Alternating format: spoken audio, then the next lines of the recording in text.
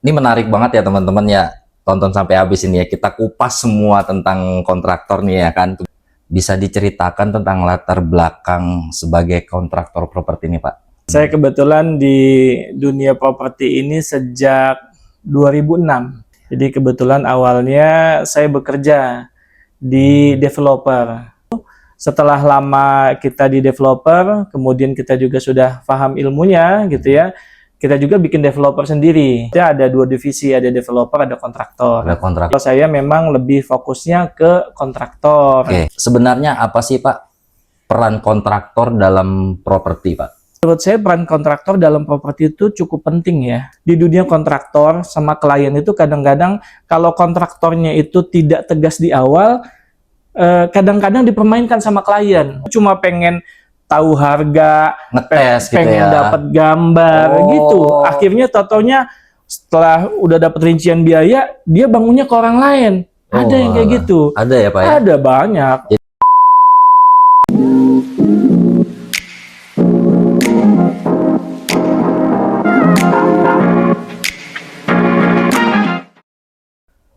Assalamualaikum warahmatullahi wabarakatuh. Waalaikumsalam. Selamat siang, salam properti Indonesia. Terima kasih teman-teman yang selalu pantengin channel podcast kita.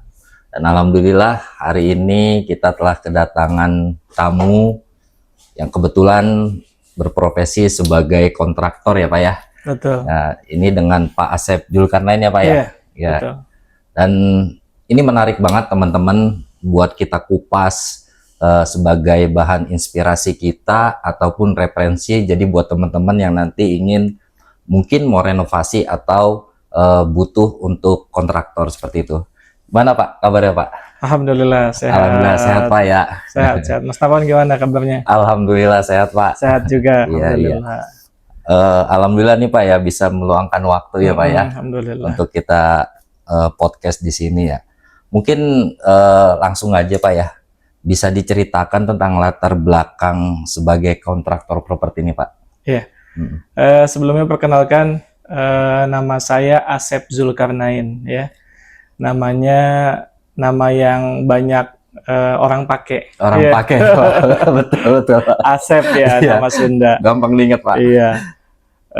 Saya kebetulan di dunia properti ini sejak 2006. Wow. Ya, sejak 2006.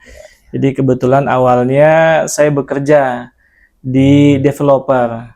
Ya, 2006 itu saya bekerja di developer. Jadi kalau dihitung sampai sekarang nih di dunia properti ini hampir berapa tahun? 19 tahun. 19 tahun ya Pak ya? 19 tahun. Udah lumayan lama. Iya.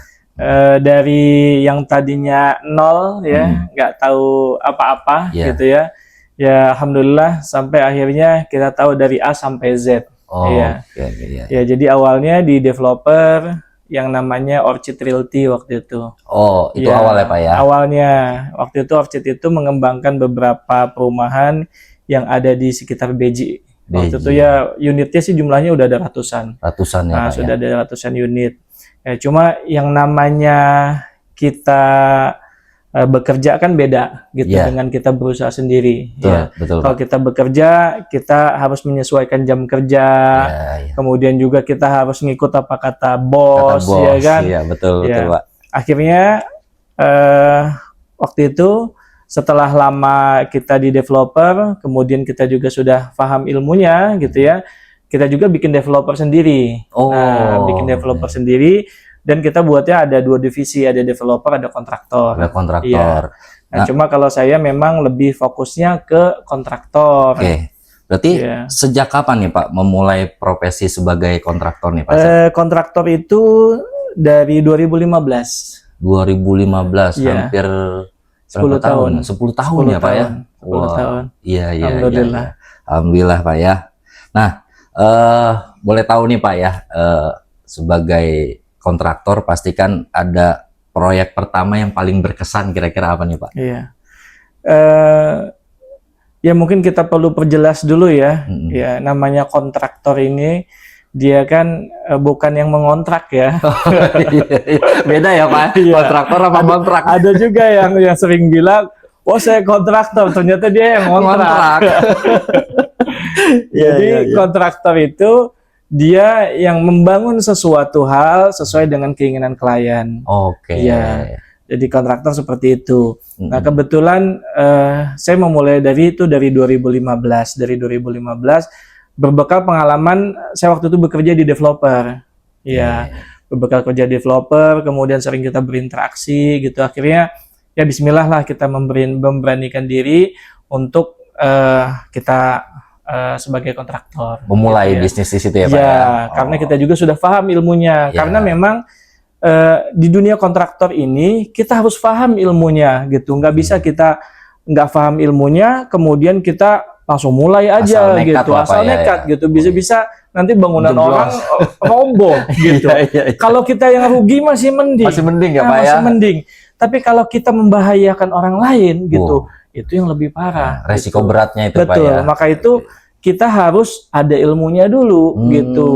Iya, iya, Ada iya. ilmunya dulu, harus lengkap itu ilmunya. Jadi kalau bisa bagi teman-teman juga yang pengen masuk dunia kontraktor, kita belajar dulu. Oke, iya, iya. Itu penting Dan banget ya Pak ya. dan kalau proyek yang cukup berkesan ya selama saya membangun di kontraktor ini, waktu itu pernah saya bangun sebuah rumah cukup besar itu di daerah Cilegon, Anyar. Cilegon. Iya, di Anyar itu. Kebetulan yang punyanya itu salah satu saudagar lah di Cilegon. Kita ngebuat rumahnya kira-kira luasnya sekitar 500 sampai 600 meter.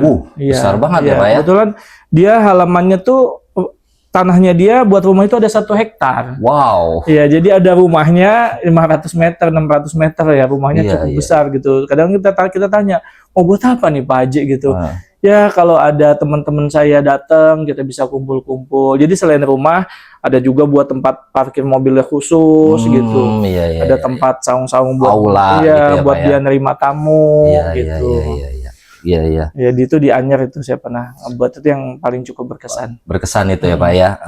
Nah terus Pak, sebenarnya apa sih Pak peran kontraktor dalam properti Pak?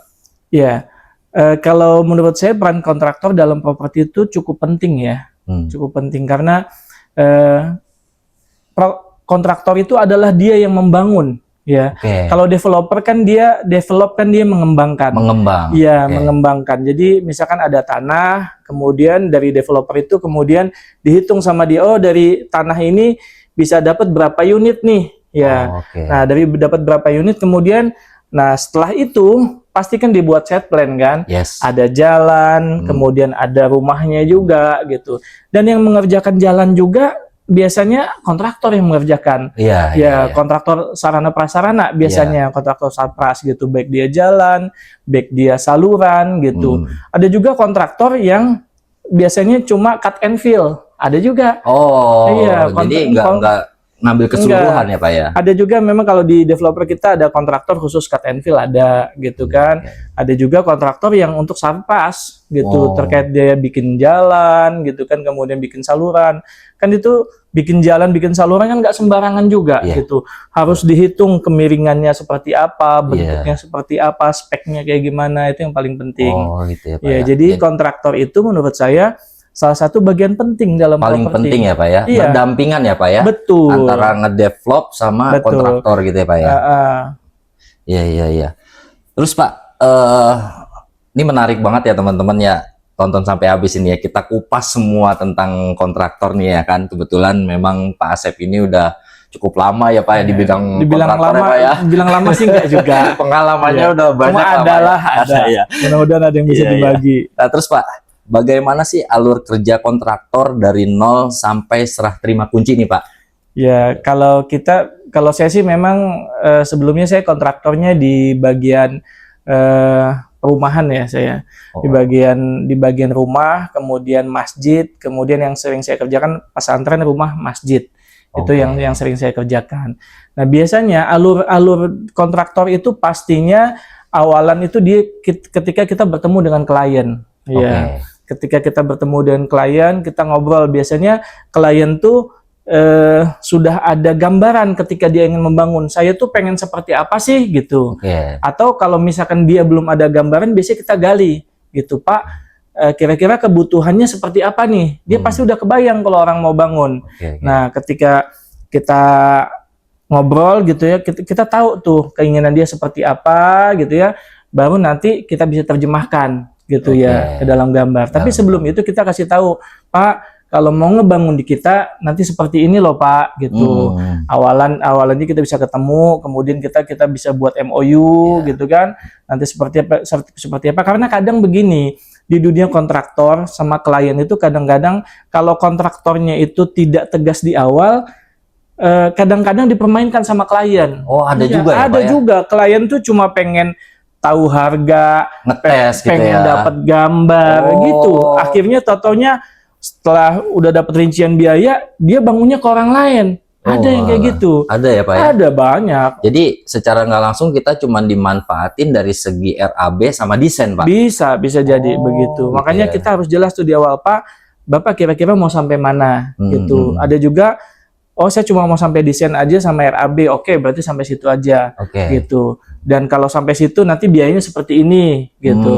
Kalau sampai mau bangun biayanya seperti ini gitu. Oke. Itu memang harus jelas di Harus awal. jelas ya Pak ya? Iya. Tapi kalau untuk masih tahap diskusi di awal nih Pak ya, kayak misalkan saya pengen bangun rumah, Iya.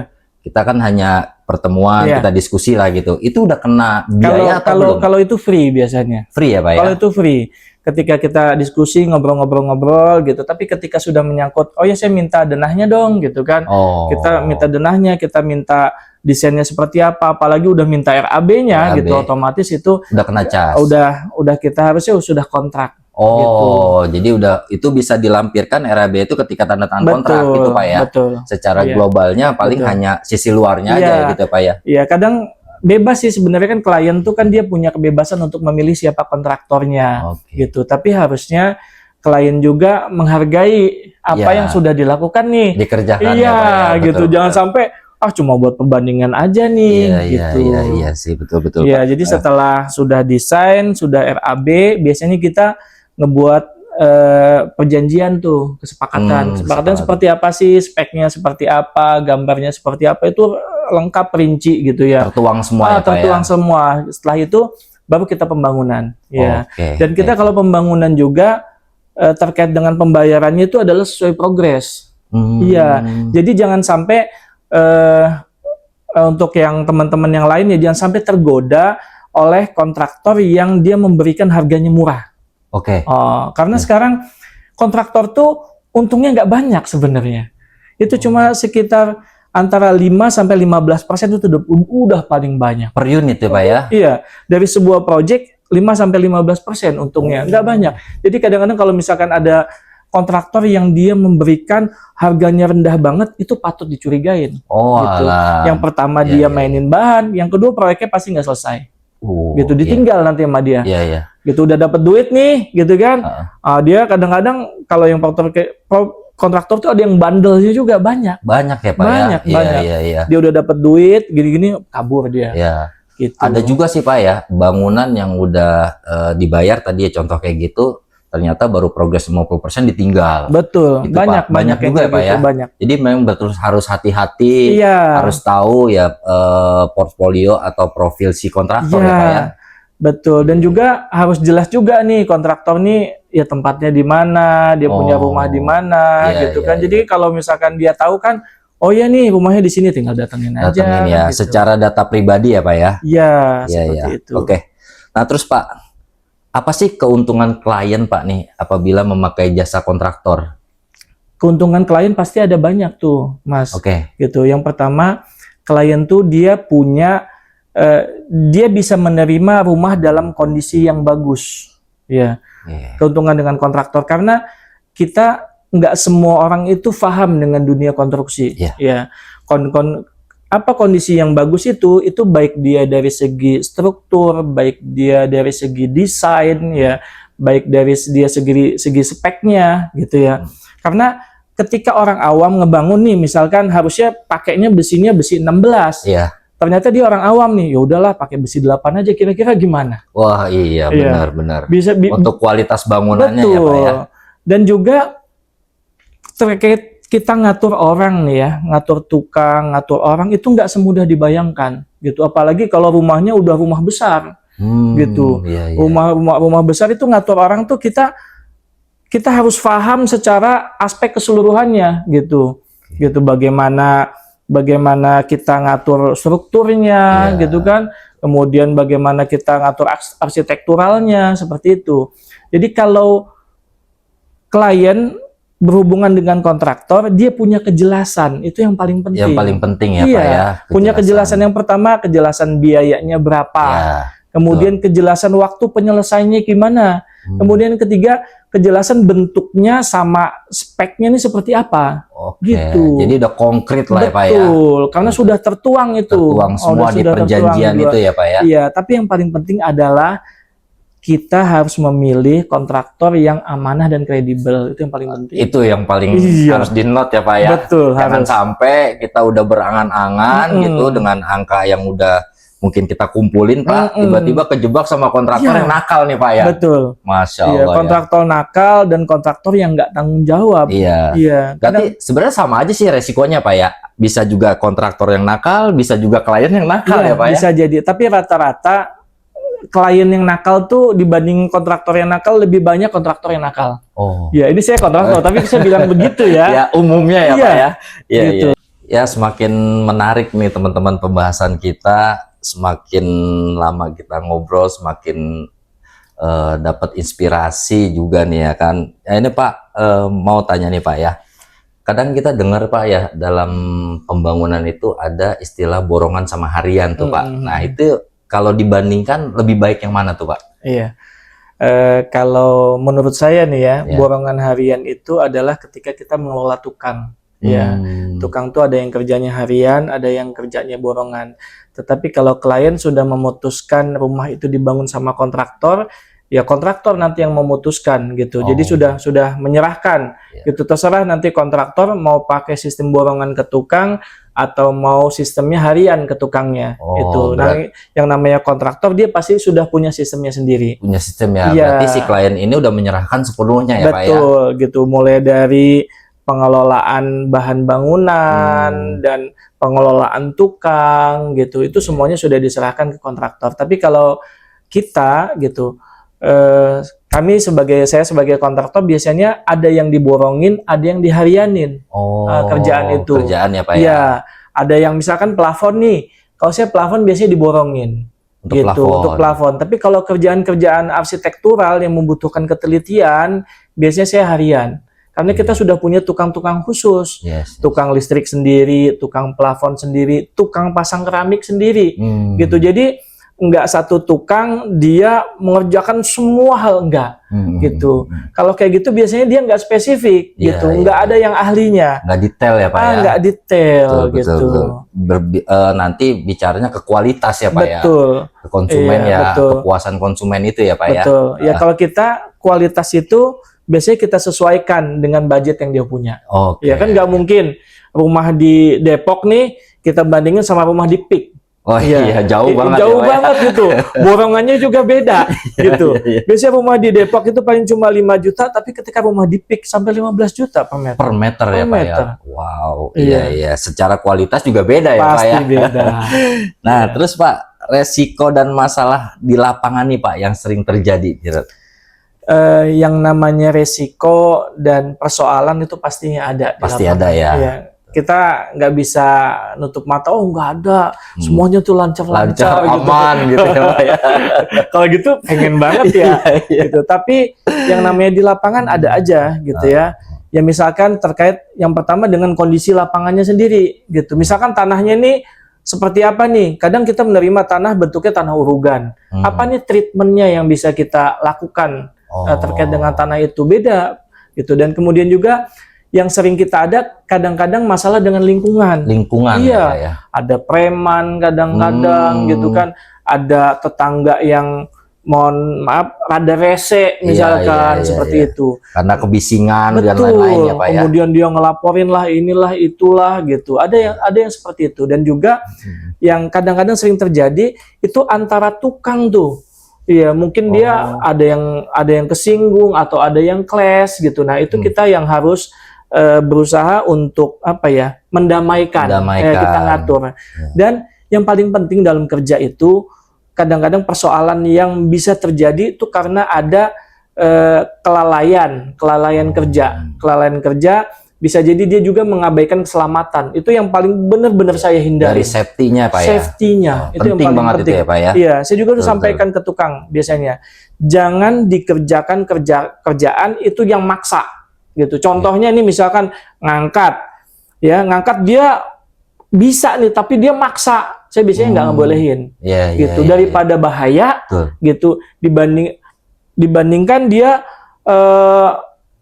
kerjasama dengan orang lain. Saya lebih condong untuk dia kerjasama dengan orang lain saling dibandingkan ngebantu ya Pak Betul. ya. Makanya ketika dia kerja bener-bener itu dia sebagai satu tim, nggak ada tuh yang ngiri-ngirian, itulah gitu. Betul ya Pak ya itu. Nah terus kalau secara tren ya Pak di properti itu kan setiap tahunnya pasti beda nih ya. Iya. Nah kita juga pengen tahu nih, mungkin teman-teman juga bisa jadi rekomen juga Pak ya. Tren apa sih Pak desain di secara bangunan desain yang pada saat tahun inilah 2025 atau 2026 nih Pak?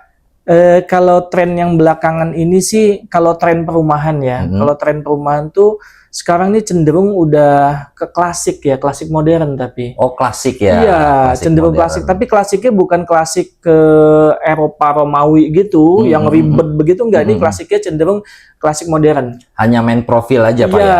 Mungkin lebih banyak profil ya? Betul, lebih banyak profil, tapi enggak yang ngejelimet gitu, enggak gitu. Tapi momen klasiknya kadang-kadang ke klasik Amerikan juga nih sekarang yang sering gitu, terkait dengan interiornya juga dia klasik ke Amerikan gitu. Cuma kalau kami biasanya di kontraktor kita biasanya menyesuaikan dengan kemauan klien. Ya karena klien itu punya rasa yang berbeda-beda gitu. Apalagi kadang-kadang suami istri. Kadang-kadang beda tuh. Beda pendapat. Nah, itu yang kontraktor yang harus ada di tengah, menyesuaikan dari istrinya bisa, dari suaminya bisa gitu. Kadang-kadang kita lagi konsultasi gini ribut nih suami istri, kita liatin aja. Gitu. Berarti bisa merangkap ke konsultan juga ya Pak ya? Iya, memang kontraktor itu terkait dengan konsultan juga. Konsultan ya Pak, udah terkait di situ ya? Iya. Kalau kami bisa seperti itu, tapi bisa juga kadang kami menerima sudah gambarnya sudah ada gitu. Dia sudah konsultasi dulu dengan arsitek. Gitu. Jadi seperti itu. Menarik banget nih Pak ya. Cuman karena waktunya singkat ini Pak perbincangan kita bisa ngobrol lagi. Benar-benar. Ya teman-teman. Banyak banget tadi kita dapat ilmu untuk inspirasi buat teman-teman juga tadi untuk kontraktor yang mungkin mau berprofesi ya Pak ya. Itu juga jangan asal modal nekat karena membahayakan juga kan gitu ya. Terus juga secara pekerjaan kita amanah dengan klien kan gitu untuk jangka panjangnya ya.